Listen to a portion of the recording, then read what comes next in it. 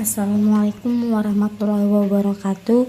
Halo semua, perkenalkan nama saya Tasya Ramadhani dengan NIM 3221 121022.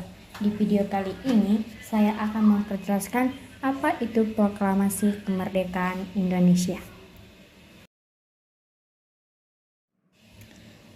Proklamasi Kemerdekaan Indonesia dimulai pada awal Indonesia merdeka pada tanggal 17 Agustus tahun 1945 setelah sebelumnya berada di bawah penjajahan Belanda dan Jepang. Proklamasi Kemerdekaan Indonesia ini dibacakan langsung oleh Soekarno dengan didampingi Muhammad Hatta di Jalan Pegangsaan Timur nomor 56 Jakarta Pusat, yang dimana pada tanggal 17 Agustus tersebut sekitar pukul 5 waktu Indonesia Barat, perwakilan golongan muda dan tua rampung menyusun naskah proklamasi yang ditandatangani Soekarno-Hatta sesuai usulan Soekarni. Mereka bersepakat bahwa mereka akan memproklamasikan kemerdekaannya pada pukul 10.30 waktu Indonesia Barat dan kembali ke kediaman.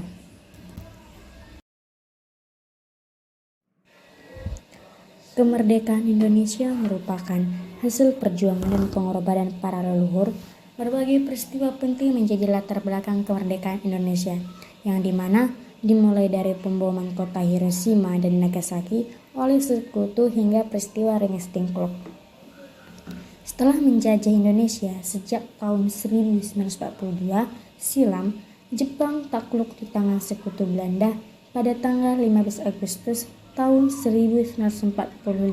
Berita kekalahan Jepang pun terdengar bersamaan dengan persiapan kemerdekaan Indonesia. Disitulah golongan muda yang dipimpin oleh Khairul Saleh kemudian mendesak Soekarno dan Muhammad Hatta untuk mendeklarasikan kemerdekaan Indonesia. Sejarah kemerdekaan Indonesia juga tidak lepas dari peristiwa Rengas Dengklok, di mana peristiwa ini terjadi sebelum proklamasi kemerdekaan Indonesia, tepatnya pada tanggal 16 Agustus tahun 1945, di mana setelah berita kekalahan Jepang menyerah tanpa syarat pada sekutu, Sultan Syahir golongan muda mendesak Muhammad Hatta untuk memproklamasikan kemerdekaan Indonesia. Namun usul Syahir ditolak karena proklamasi kemerdekaan Indonesia diserahkan pada PPKI atau Panitia Persiapan Kemerdekaan Indonesia. Namun golongan muda berpendapat bahwasanya kemerdekaan harus diraih dan diperjuangkan sendiri tanpa ikut campur dari tangan Jepang. Golongan muda menganggap PPKI ini adalah sebuah organisasi bentukan dari negara Jepang meski anggotanya orang Indonesia.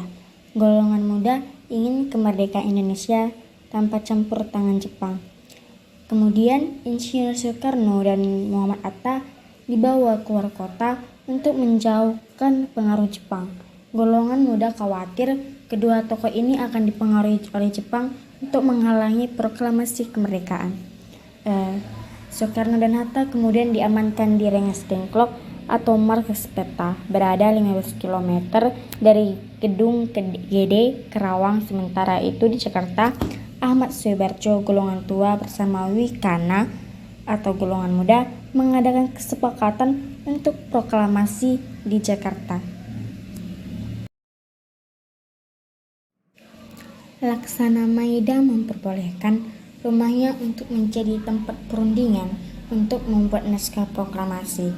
Kesepakatan tersebut membuat Yusuf Kunto dari pihak pemuda membawa Ahmad Soebarjo menjemput Insinyur Soekarno ke Rengas Dengklok.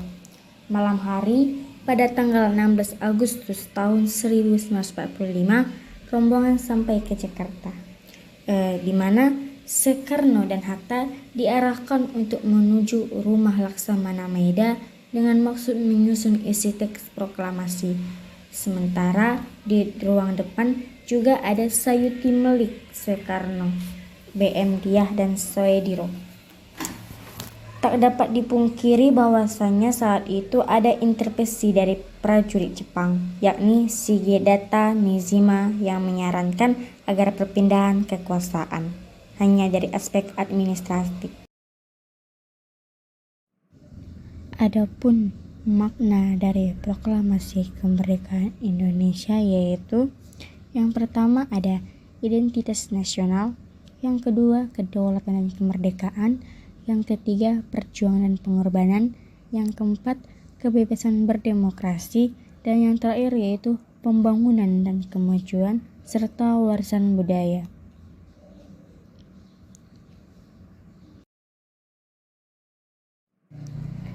Tokoh-tokoh proklamasi dalam Indonesia yaitu yang pertama Insinyur Soekarno, yang kedua Dr. Muhammad Hatta, yang ketiga Ahmad Subarjo, yang keempat Fatmawati, kemudian Soekarno, Sayuti Melik, Latif Hendraningrat, dan Laksamana Maeda.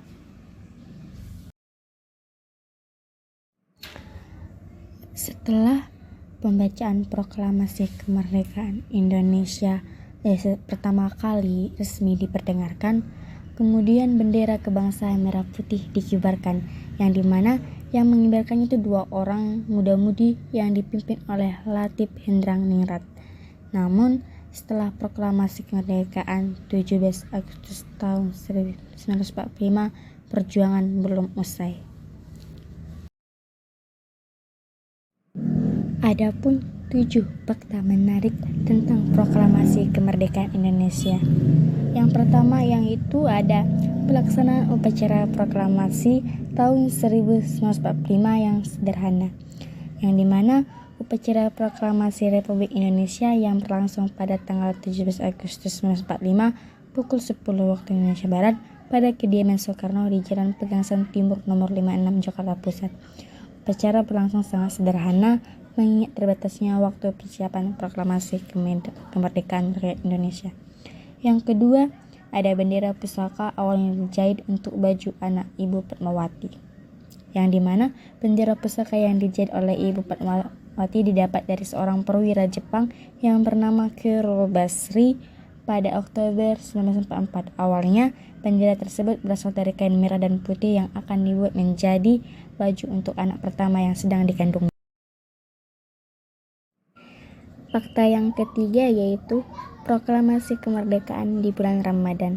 Momen bersejarah ini tepatnya pada tanggal 17 Agustus 1945 jatuh pada hari Jumat tanggal 9 Ramadan 1364 Hijriah. Hari ini dirasa sangat baik bagi penganut agama Islam karena jatuh pada hari Jumat pada bulan Ramadan. Fakta yang keempat yaitu Soekarno sakit saat proklamasi.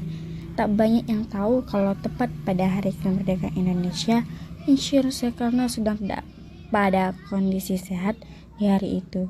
Soekarno terkena gejala malaria tertiana yang mengakibatkan suhu badannya tinggi. Yang kemudian fakta yang kelima yaitu setelah proklamasi naskah asli sempat dibuang ke tempat sampah. Naskah asli yang kita lihat saat ini merupakan hasil tulisan tangan Soekarno tanpa adanya tanda tangan. Naskah ini sempat dibuang ke tempat sampah setelah naskah tersebut diketik ulang oleh Sayuti Melik. Lalu naskah asli ini ditemukan di tempat sampah oleh seorang wartawan BM Diah dan baru dikembalikan kepada negara setelah 46 tahun lamanya. Baik, fakta yang keenam yaitu tiang bendera dari bambu, di mana kesederhanaan hari proklamasi juga dapat terlihat dari tiang bendera yang terbuat dari bambu. Hal inilah yang disebabkan oleh mendadaknya waktu persiapan kemerdekaan rakyat Indonesia. Fakta yang ketujuh yaitu dokumentasi proklamasi hampir disita Jepang. Alexius atau Impurong Mendur dan Palas Mendur adalah fotografer yang mengambil dokumentasi teks proklamasi yang telah dibacakan. Mereka merupakan wartawan Japabot yang sebenarnya tak mendapatkan tugas untuk mengambil foto proklamasi kemerdekaan. Naluri jurnalis yang ada pada diri mereka mengatakan hal lain sehingga mereka bergegas menuju lokasi acara proklamasi kemerdekaan berlangsung. Dengan adanya proklamasi kemerdekaan Indonesia, berarti menandakan dimulainya sebuah revolusi baru. Dikatakan sebuah revolusi baru karena terjadinya sebuah perubahan yang berdasar dan cepat. Hal ini berarti terjadinya pemindahan kekuasaan negara dari penjajah ke negara yang merdeka dan berdaulat, yang dimana proklamasi membentuk peradaban baru dari sebuah bangsa yang mulanya digolongkan sebagai pribumi menjadi sebuah bangsa yang mengakui persamaan derajat, harkat, dan martabat Indonesia setelah proklamasi bangsa Indonesia menjunjung tinggi nilai kemanusiaan.